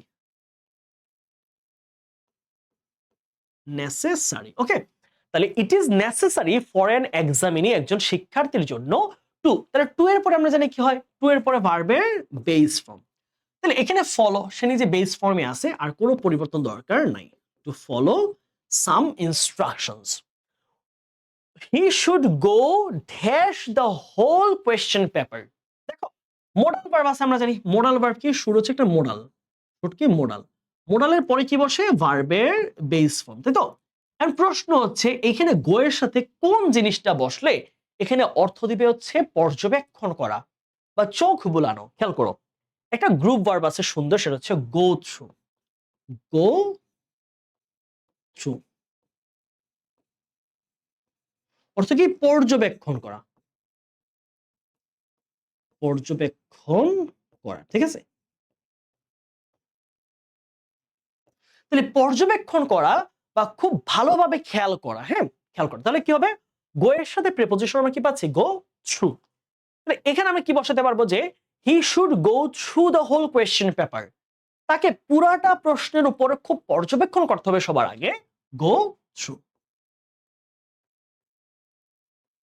Through the question paper before he dash to write, সে লেখা শুরু করার পূর্বে। তাহলে এই কথা কি এমন যে সে লেখা শুরু করে দিছে, যেই কথাটা সাধারণভাবে বলা হয়, সচরাচর ভাবে বলা হয়, একটা সাধারণ কি বলা যায়, একদম খুব ক্যাজুয়াল একটা কথা, সেটা হচ্ছে প্রেজেন্টের কথা। তাহলে তার উচিত কোয়েশ্চেন পেপারটা খেয়াল করা লেখা শুরু করার পূর্বে। তার মানে সব সময়ের কথা, সে অতীতে পরীক্ষা দিল তার ক্ষেত্রে এই পরামর্শ, সে ভবিষ্যতে দিলে পরামর্শ, যে যখন পরীক্ষা দিবে তার জন্য এটা পরামর্শ। তাহলে যে কথাটা ইউনিভার্সাল, যে কথাটা সকলের জন্য প্রযোজ্য, যে কথাটা সার্বজনীন, সেটা প্রেজেন্ট ইনডিফিনিট টেন্স। তাহলে হি কোন কোন সাবজেক্ট, হি হচ্ছে থার্ড পারসন সিঙ্গুলার, তাহলে প্রেজেন্ট টেন্স এখানে কি বসবে, এখানে ভি ওয়ান তো বসবেই, তবে থার্ড পারসন সিঙ্গুলারের জন্য তোমাকে কি লাগবে, একটা এস অথবা ইএস লাগবে। তাহলে বিফোর, সে লেখা শুরু করার পূর্বে, তাহলে শুরু করা ইংলিশ কি, বিগিন, তাহলে আমার কি লাগবে, বিগিনস। তাহলে বিগিন থেকে কি পাচ্ছি আমরা, begins. Before he begins two right he must make a proper dash of his time. তাহলে প্রপার হচ্ছে একটা অ্যাডজেক্টিভ, তাই না, যথার্থ। তারপরে কি হবে, তারপরে হবে হচ্ছে নাউন, যেটাই বসাও যাই বসাও তার নাউন হবে। তাহলে he must make a proper dash of his time, তাহলে তার সময়টার যথাযথ বন্টন করতে হবে। যেমন যদি 3 ঘন্টা পরীক্ষা হয়, তাহলে আমাদেরকে 10টা প্রশ্ন লিখতে হবে, তাই আমি প্রত্যেক প্রশ্নের জন্য কতটুকু টাইম পাচ্ছি, সেটা কি 20 মিনিট না 30 মিনিট। তাহলে এমন হয় না আমরা সৃজনশীল প্রশ্নে প্রথম প্রশ্ন প্রথম 1 ঘন্টায় দিয়ে 2টা, পরের 1 ঘন্টা দিয়ে 4টা, তাড়াহুড়া হয়ে যায়। তাই এই জন্য বলেছে যে তার সময়ের যথাযথ একটা বন্টন থাকতে হবে। তাহলে ডিস্ট্রিবিউট হচ্ছে ভাগ করে দেওয়া, সে আছে ভার্ব ফর্মে, আমি তো তাকে ইউজ করতে পারবো না, তাহলে তার কি লাগবে, তাকে টেনে আমি নাউন ফর্মে আনবো। তাহলে ডিস্ট্রিবিউট থেকে নাউন ফর্ম কি হয়, ডিস্ট্রিবিউশন।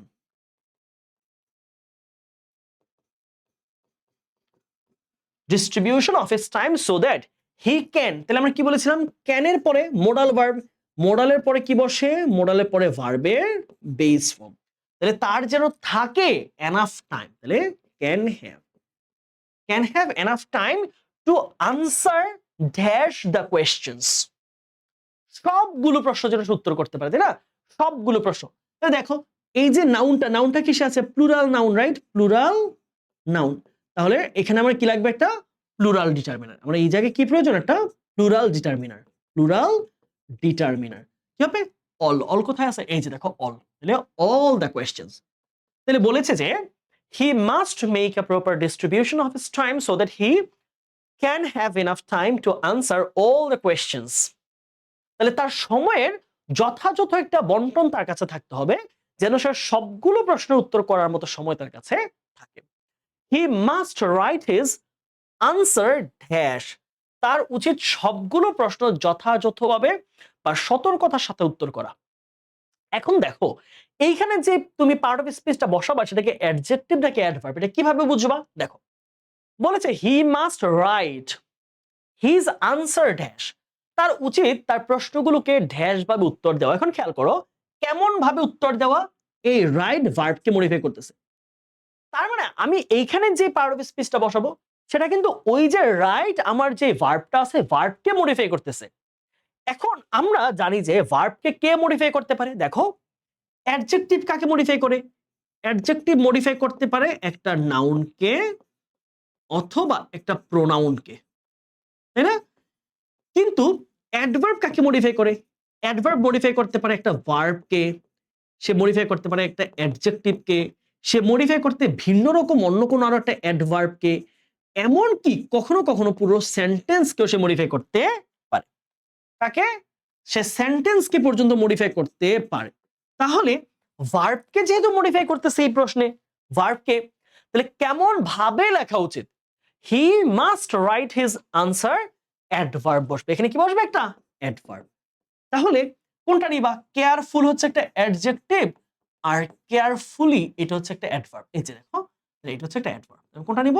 অ্যাডভার্ব নিব। তাহলে carefully, he must write his answer carefully. Okay, তারপর আসো, হি শুড বি ড্যাশ। আবার দেখো এই যে বি, বি বলেছিলাম, বি বিকাম কি ভার্ব? Linking verb. তারপর কি লাগবে? আমার অ্যাডজেক্টিভ লাগবে। তার হতে হবে খুবই সতর্ক অ্যাবাউট হিজ হ্যান্ডরাইটিং, তার হাতের লেখার ব্যাপার তাকে খুবই সতর্ক হতে হবে। তাহলে বি ভার্ব যেহেতু একটা লিঙ্কিং ভার্ব, লিঙ্কিং ভার্বের পর লাগবে অ্যাডজেক্টিভ, তাকে সতর্ক হতে হবে, কেয়ারফুল। ওকে, হি ক্যান, আমরা জানি ক্যান কি একটা modal verb. He can dash double spacing, সে চাইলে ডাবল স্পেসিং ব্যবহার করতে পারে if his handwriting is tiny or very untidy. তার হাতের লেখা যদি খুব ছোট্ট হয় বা অপরিষ্কার অপরিচ্ছন্ন হয়, সে চাইলে ডাবল স্পেসিং ইউজ করতে পারে। অনেকে দেখো না একদম চাপায় চাপায় চাপায় চাপায় লেখে, লেখা একটার সাথে একটা লেগে যায়। তাহলে ক্যান যেহেতু মোডাল ভার্ব, তাহলে মোডালের পরে ব্যবহারটা কি? মোডালের পরে ভার্ব হচ্ছে বেস ফর্ম। কি হবে? বেস ফর্ম কি আছে? ইউজ। তাহলে he can use, he can use double spacing if his handwriting is tiny or very untidy.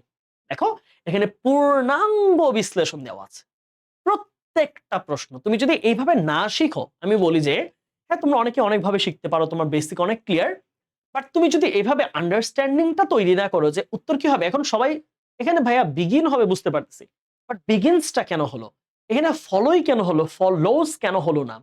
এখানে কেন আমরা থ্রু দিলাম? এখানে আমরা কেন হচ্ছে ডিস্ট্রিবিউশন না দিয়ে ডিস্ট্রিবিউট দিতে পারতাম কিনা? এই ব্যাপারগুলোকে তোমার জানতে হলে তোমাকে অবশ্যই প্রত্যেকটা প্রশ্ন এই অ্যানালাইসিস করে পড়তে শিখতে হবে। ঠিক আছে? ওকে, চলো আমরা পরের প্রশ্নে চলে যাই। আমরা 23 এর প্রশ্ন দেখলাম। আমরা আরেকটা প্রশ্ন দেখবো, এটা অনেকবার রিপিট হয়েছে। দেখো ঢাকা বোর্ডে 2007 এ আসছে, একই প্রশ্ন কুমিল্লা বোর্ডে 2008 এ আসছে, আবার একই প্রশ্ন বরিশাল বোর্ডে 2023 এ আসছে। তার মানে এই প্রশ্ন ইতোমধ্যে তিনবার বোর্ডে আসছে, একই প্রশ্ন তিনবার আসছে। Very very important question. চলো আমরা একটা প্রশ্নটাকে একটু অ্যানালাইসিস করি। আচ্ছা, কম্পিউটার নিয়ে আসছে একটা প্রশ্ন। হ্যাঁ, কম্পিউটার বেশ একটু জটিল প্রশ্ন। হ্যাঁ, চলো এটা শব্দগুলো দেখি। ডিভাইস মানে হচ্ছে যন্ত্র, যে কোনো যন্ত্র ডিভাইস। অ্যাবাকাস, অ্যাবাকাস হচ্ছে একদম কম্পিউটারের প্রথম দিকের যে ভার্সন গুলো ছিল, এটার নাম বলা হতো হচ্ছে একটা অ্যাবাকাস। হ্যাঁ, যেটা শুধুমাত্র ক্যালকুলেশন করতে পারতো। আধুনিক কম্পিউটার যে ল্যাপটপ ডেস্কটপ যা দেখি আমরা, ম্যাকবুক, এটা সেটা অনেক কাজ করতে পারে, সে অনেক অগণিত কাজ কম্পিউটার দিয়ে তো সব করা হয়। তো ওই কম্পিউটার অ্যাবাকাস যেটা ছিল সেটা শুধু ক্যালকুলেশন করতে পারতো, এটা এক ধরনের ক্যালকুলেটরের মধ্যে ছিল। ট্রেন্ড, দক্ষ, প্রশিক্ষিত। লার্জ মানে হচ্ছে ব্যাপক, অনেক বেশি। অ্যাবাউট, অ্যাবাউট মানে সম্পর্কে। স্পেশাল একদম বিশেষ। পারফর্ম মানে কাজ করতে পারা। রিসেন্ট মানে সাম্প্রতিক। ইসেনশিয়াল মানে দরকারি। রেফার মানে বোঝানো, রেফার মানে কি? বা নির্দেশ করা বা বোঝানো, বোঝায় বা নির্দেশ করে।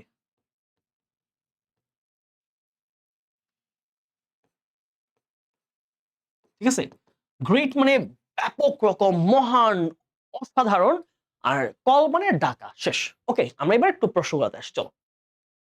The computer is a fairly dash invention. বলেছে কম্পিউটার অনেকটাই, এখানে ফেয়ারলি শব্দটা হচ্ছে অনেকটা, অনেকটাই ড্যাশ রকম আবিষ্কার।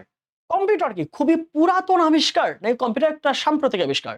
কম্পিউটার কাছ থেকে ধরো 100 বছর আগে কি কম্পিউটার ছিল, বা 200 বছর আগে কম্পিউটার ছিল?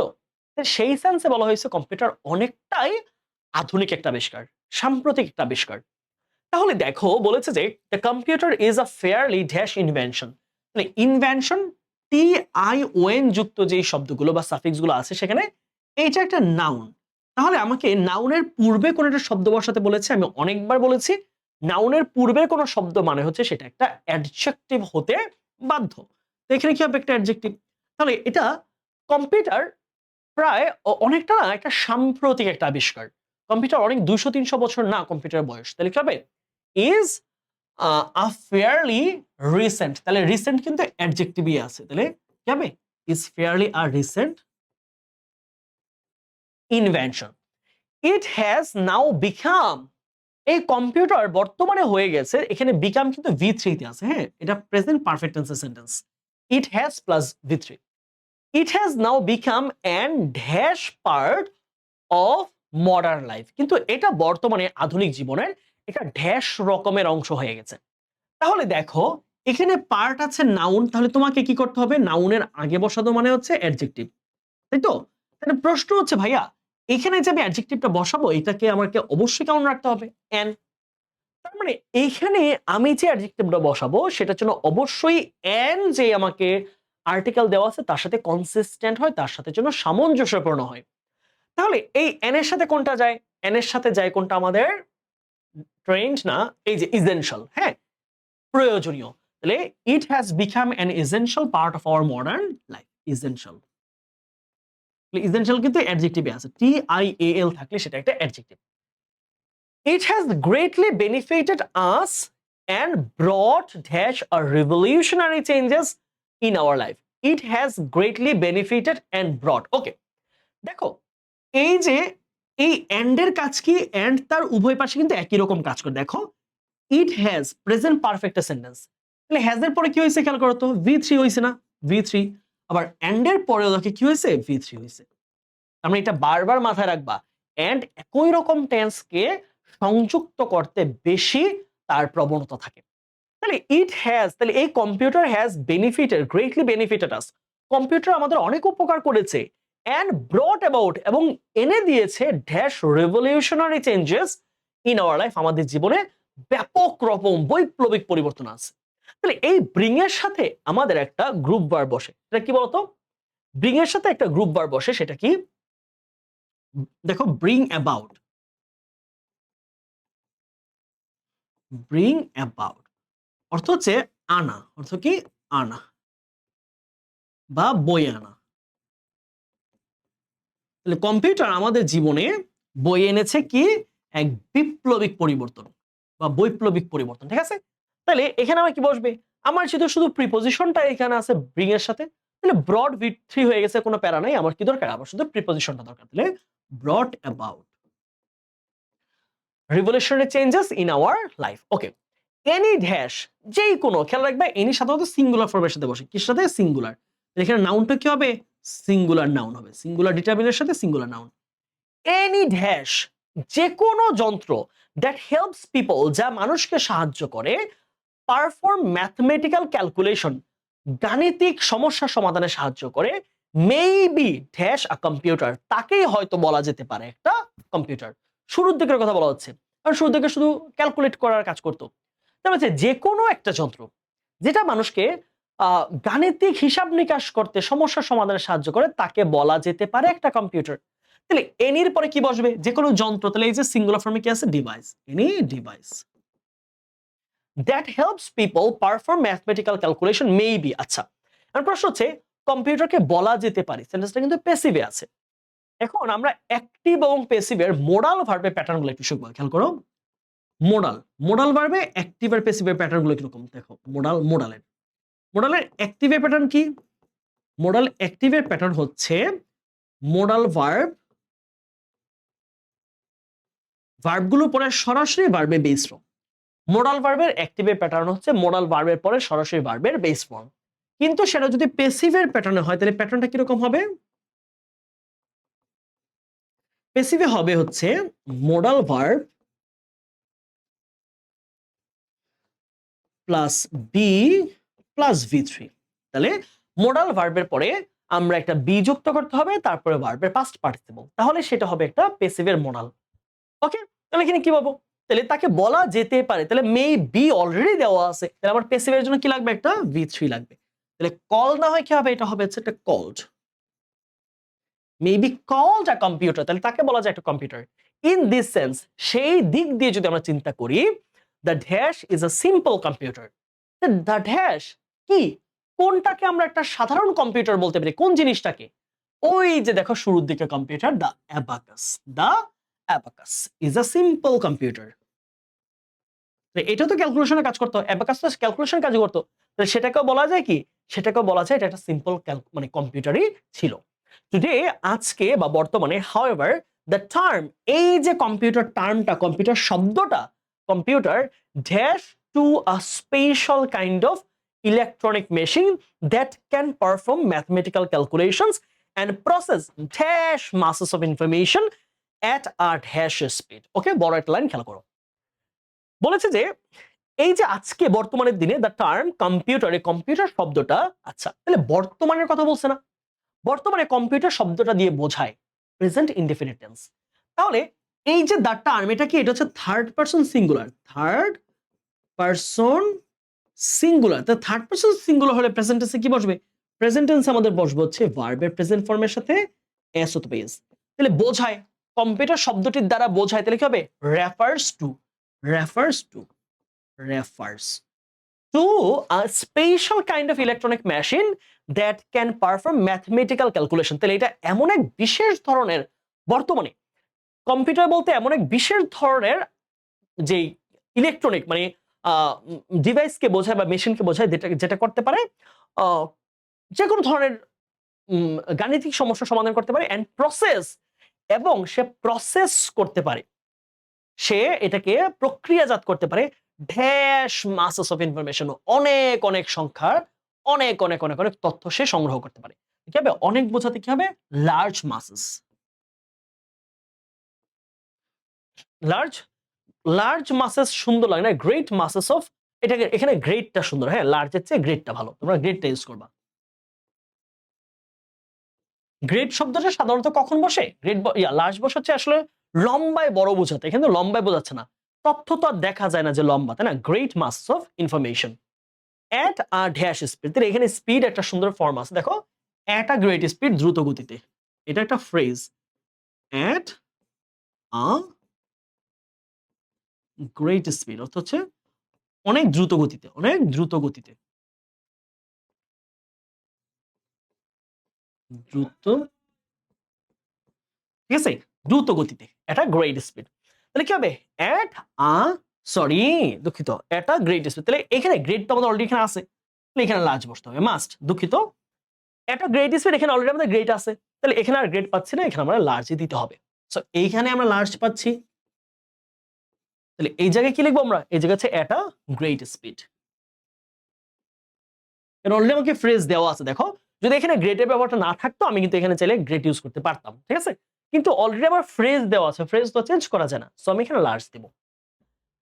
আচ্ছা, ওকে, এবার আসো, ইন আ ফিউ মিনিটস, খুব অল্প কয়েক মিনিটের মধ্যে আ কম্পিউটার ক্যান পারফর্ম ক্যালকুলেশন, এমন এমন অঙ্ক সে করে ফেলতে পারে, হিসাব করে ফেলতে পারে, দ্যাট ড্যাশ ম্যাথমেটিশিয়ানস। তাহলে ম্যাথমেটিশিয়ান কি নাউন, আমার কি লাগবে? এর পূর্বে অ্যাডজেক্টিভ লাগবে, তাহলে যা প্রশিক্ষিত দক্ষ গণিতবিদদেরও would need years to complete, সেগুলো সমস্যা সমাধান করতে হয়তো প্রশিক্ষিত গণিতবিদেরও বছরের পর বছর লেগে যাবে, যেগুলো কম্পিউটার কয়েক সেকেন্ডে কয়েক মিনিটে করে ফেলে। তাহলে কি হবে? অ্যাডজেক্টিভ কি আছে আমাদের? ট্রেন্ড। উত্তর কি হবে? ট্রেন্ড। ওকে, ডান এটা। তাহলে এই হচ্ছে আমাদের প্রশ্নগুলোর উত্তর, আশা করছি তোমরা বুঝতে পেরেছো, ঠিক আছে। আমরা তার পরের প্রশ্নে যাব, সিলেট বোর্ডে 2023 আমরা সিলেট,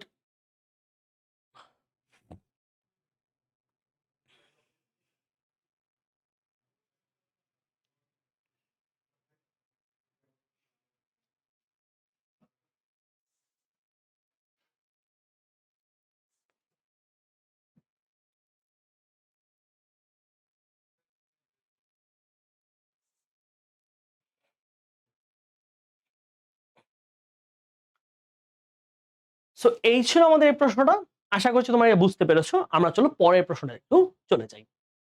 তাহলে এখানে আমরা, ওকে, এখানে একটু খেয়াল করো, আমাদের করোনাকালীন সময়ের শর্ট সিলেবাসের কারণে 22, 21 এবং 20 বছরগুলোতে এই টপিক থেকে প্রশ্ন হয়নি, কারণ আমাদের যে সিলেবাস ছিল 50 মার্কে, তখন 20 সালে তো পরীক্ষাই হয় নাই। 21 এবং 22 সালে 50 মার্কের যে শর্ট সিলেবাস ছিল, সেই জায়গার মধ্যে আমাদের উইথ ক্লোজটা বাদ পড়েছিল। সো তোমরা কোনো প্রশ্ন ব্যাংকে বা টেস্ট পেপারে কিন্তু এগুলো খুঁজে পাবা না। সো আমাদের যেতে হবে কোথায়?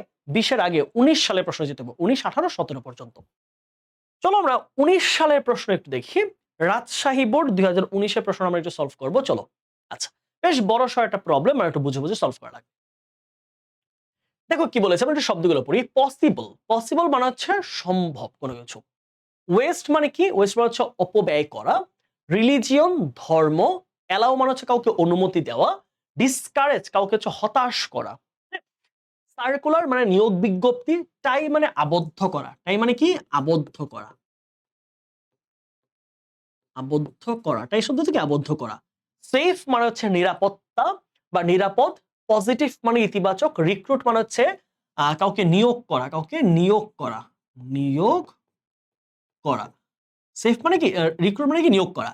ইয়েট মানে তারপরেও, এর পরেও।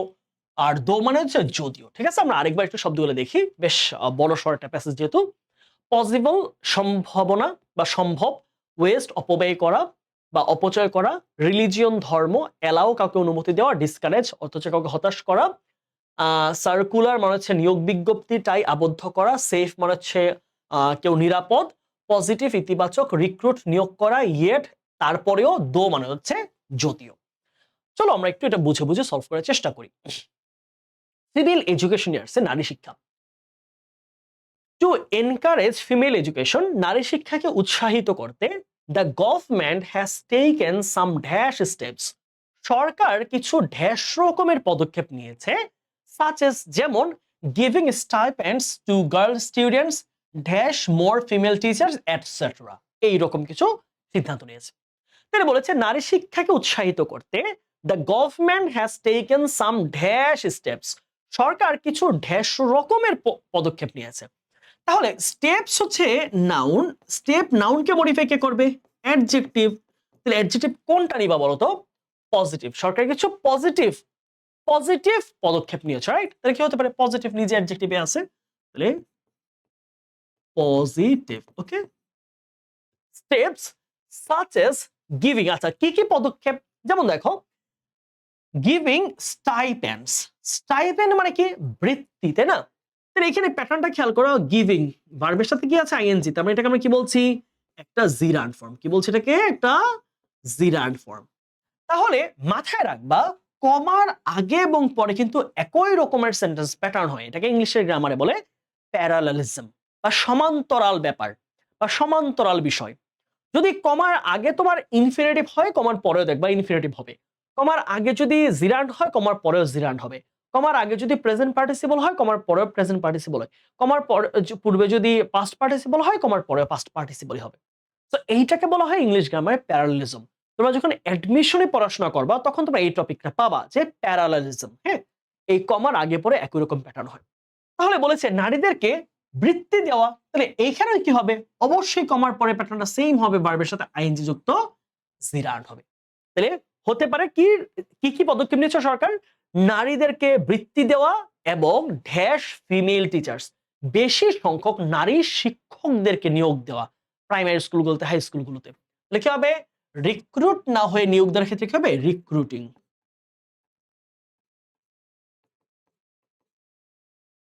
আচ্ছা, etcetera. Okay, fine. Dash girls can not receive the full benefit of education, তারপরেও, অধিকন্তু বা তারপরেও নারীরা শিক্ষার বা পড়াশোনার পূর্ণাঙ্গ যে সুযোগ সুবিধা সেটা নিতে পারছে না। তাহলে কি হবে? এখানে হবে হচ্ছে ইয়েট। তারপরেও। Okay, mainly because of the following reasons, নিচের কারণগুলোর কারণে। তাহলে কি কি কারণ আছে এগুলো আমরা জানবো, যে কোন কোন কারণে মেয়েরা পড়াশোনার যে পূর্ণাঙ্গ সুযোগ সুবিধাটা সেটা তারা নিতে পারছে না। Dash miss interpretation and social structures. দেখো, মিস ইন্টারপ্রিটেশন, TION আছে, তার মানে এটা একটা নাউন। তাহলে নাউনের আগে আমার কি লাগবে? অ্যাডজেক্টিভ লাগবে। তাহলে বলেছে যে ধর্মীয় ভুল ব্যাখ্যা, অর্থাৎ এখানে বলা হচ্ছে যে বিভিন্ন ধর্মে বলা হচ্ছে একরকম তাদের বিভিন্ন ধর্মীয় গ্রন্থগুলোর মধ্যে, কিন্তু যেই ওস্তাদরা রয়েছে অথবা সামাজিকভাবে মানুষ বা বিভিন্ন মানুষ এটাকে ভুল ব্যাখ্যাটা ভুলটা জানতেছে। সেই কারণে তারা বলতেছে না ধর্মে তো এটা বলছে এটা করা যাবে না। আসলে তো এরকমটা বলে নাই। সো এটা এখানে কি হবে? রিলিজিয়ন হচ্ছে নাউন, আমার কি লাগবে? অ্যাডজেক্টিভ, তাহলে কি পাবো আমরা? রিলিজিয়াস। রিলিজিয়াস। তাহলে religious miss interpretation and social structures, তাহলে ধর্মীয় ভুল ব্যাখ্যা এবং সামাজিক যে আমাদের অবকাঠামো, সামাজিক গঠন, সেইটা ড্যাশ গার্লস, তাহলে এই দুইটা জিনিস, তাহলে এটা একটা প্লুরাল ফর্ম, সেটা মেয়েদেরকে কি করে? ডিসকারেজ করে। তাহলে ডিসকারেজেস হবে না, কারণ দুইটা কাজ, একটা হচ্ছে এই মিস ইন্টারপ্রিটেশন, আর একটা হচ্ছে আমাদের সামাজিক স্ট্রাকচার গুলো এমন ভাবে গঠন করা, এটা ডিসকারেজ হবে। তাহলে কি? Discourage girls from going to schools. Okay, even in urban schools, এমনকি শহরের স্কুলগুলোতে পর্যন্ত গার্লস আর নট ড্যাশ। ওকে, আবার দেখো প্যাসিভের প্যাটার্ন, মেয়েদেরকে অনুমতি দেওয়া হয় না। তাহলে এই গার্লসরা নিজেরা নিজেকে তো অনুমতি দেয় না, কারা দেয়? এই যে বাবা মায়েরা তাদেরকে অনুমতি দেয় না। তার মানে প্রেজেন্ট ইনডিফিনিট টেন্সের প্যাসিভ মনে আছে? অ্যাম ইজ আর এর সাথে বি থ্রি। তাহলে এইখানে যে অ্যালাউটা আছে, তাহলে মেয়েরা নিজেদেরকে নিজের অ্যালাউ করতেছে, ব্যাপারটা এরকম না, বাবা মা তাদেরকে অ্যালাউ করতেছে না। তাহলে গার্লস আর নট কি হবে? বি3। তাহলে অ্যালাউ থেকে আমরা কি পাচ্ছি? Girls are not allowed. মেয়েদেরকে অনুমতি দেওয়া হয় না by many parents to live in hostels for their daughters. আবার দেখো কি আছে? Positive adjective. আমরা জানি কি পজিটিভ অ্যাডজেক্টিভের পরে কি বসে? পজিটিভ অ্যাডজেক্টিভের পরে একটা নাউন বসে। কি বসে? নাউন। তাহলে সেই মেয়েদের নিরাপত্তার জন্য, তাহলে মেয়েদের নিরাপত্তার জন্য মেয়েদেরকে হোস্টেলে বাবা মা দিতে চায় না। তাহলে সেফ হচ্ছে আমার কি? সেফ হচ্ছে একটা নাউন, হ্যাঁ, সেফ হচ্ছে একটা অ্যাডজেক্টিভ। আমাদের কি লাগবে? নাউন লাগবে। তাহলে সেফ থেকে আসে সেফটি, তাহলে ফর দেয়ার ডটার্স সেফটি।